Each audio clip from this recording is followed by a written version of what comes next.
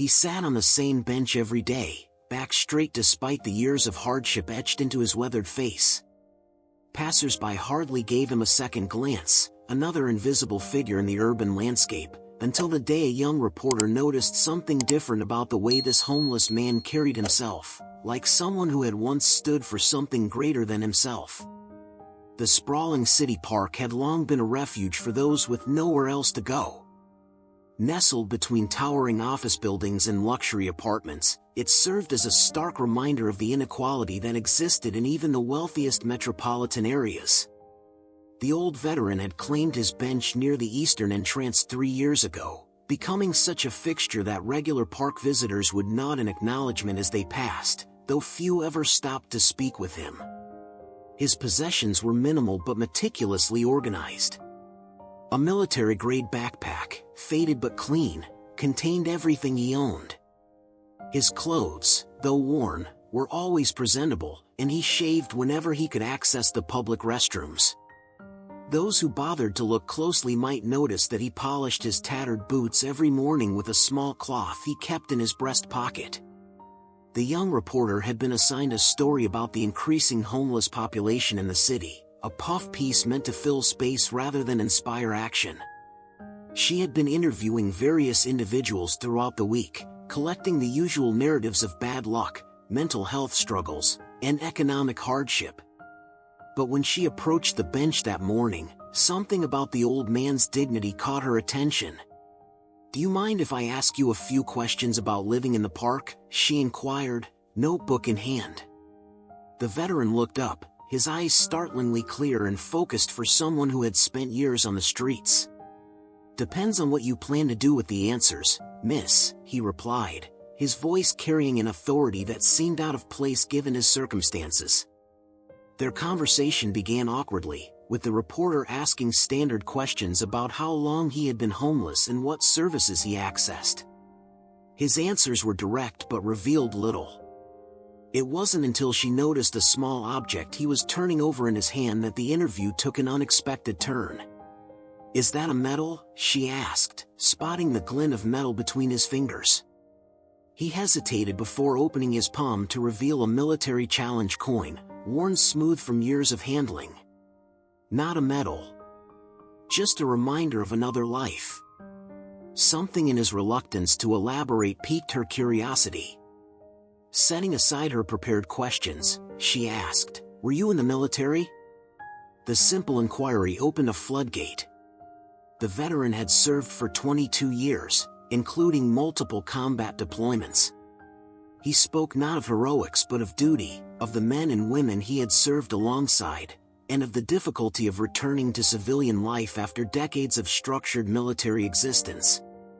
"The transition was harder than I expected," he admitted. "My skills didn't translate well to the corporate world." And then the nightmares started. He described the gradual unraveling of his life, how untreated PTSD had led to sleepless nights, which led to missed work, which led to job loss, which led to eviction. His military pension had been tied up in bureaucratic red tape after an administrative error, and by the time he realized how serious the situation was, he found himself on the streets. "The system is designed to help, but you need an address to receive correspondence, a phone to make appointments, clean clothes for interviews," he explained. "Once you lose those things, climbing back becomes nearly impossible." The reporter found herself taking notes with increasing intensity, recognizing that this was not the superficial story she had been assigned but something much more significant.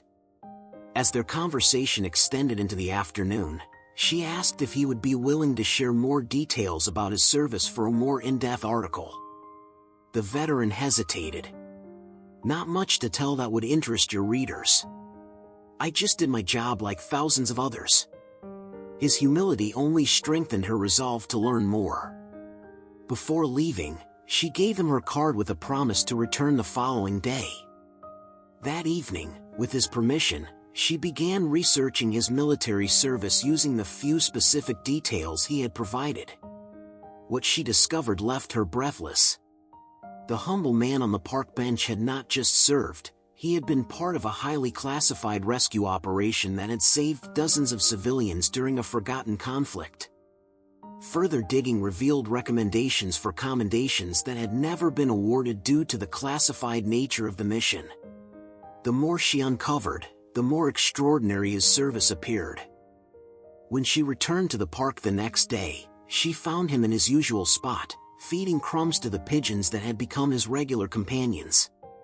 "I did some research last night," she began cautiously, sitting beside him. "What you described as just doing your job, others would call exceptional heroism." He turned to look at her, his expression a mixture of surprise and discomfort. "That information was classified. Much of it has been declassified over time," she explained. "And I have good sources. The mission where you carried 3 injured civilians through enemy territory over 2 days, the ambush where you held positions so others could retreat safely, the intelligence you gathered that prevented a major attack, these aren't just doing their job." The veteran looked away, focusing on the pigeons pecking at the ground. "Is that what you came back to talk about? Ancient history?" "I came back because I think your story matters," she replied. "Not just what happened to you, but what you did for others. And I think it matters that someone who served his country with such distinction is now sleeping on a park bench." Their conversation that day was more difficult, as the reporter gently pressed for details while the veteran reluctantly confirmed or corrected her information. He spoke not as someone seeking recognition but as someone providing facts for the historical record. As she prepared to leave, she asked one final question. "The people you saved, did you ever wonder what happened to them?" A shadow crossed his face. "Every day. But in our line of work, you rarely get to see the ending of the story. You do what needs doing and move on to the next mission." The article she wrote was not the filler piece she had been assigned. Instead, it was a powerful narrative of exceptional service followed by systemic failure, of a man who had given everything for his country only to be forgotten when he needed help the most. She included details of his military achievements alongside the reality of his current circumstances, creating a stark contrast that was impossible to ignore. The response was immediate and overwhelming. The story went viral, shared across social media platforms and picked up by national news outlets. Veterans organizations reached out offering assistance. Former military personnel who recognized the descriptions of certain operations came forward to corroborate and expand on the veteran's service record. Most significantly, several of the civilians he had rescued, now living successful lives in the country, came forward after recognizing the details of their rescue. They had never known the identity of the soldier who had carried them to safety through impossible conditions, but they had never forgotten what he had done. The veteran was initially uncomfortable with the attention. When the reporter visited him again a week after the article's publication, he seemed almost angry. "I didn't tell you those things to become some kind of story," he said. "There are thousands of veterans out there dealing with the same issues. What makes me so special?" "What makes you special is the same thing that made you carry those civilians to safety," she replied. "Some people, when faced with impossible circumstances, do the extraordinary. You did it then, and people want to acknowledge that now." In the weeks that followed, the veteran's life transformed. A veterans advocacy group provided temporary housing while working to expedite his long-delayed pension payments. A military lawyer offered pro bono services to navigate the bureaucratic obstacles. Former service members created a support network to help with everything from medical appointments to job interviews. The most meaningful moment came when a formal military ceremony was arranged to properly recognize his previously classified actions. In a simple but dignified proceeding, he was awarded the decorations that had been recommended decades earlier but never presented due to security concerns. The ceremony was attended by military officials, fellow veterans, and 3 of the civilians whose lives he had saved all those years ago.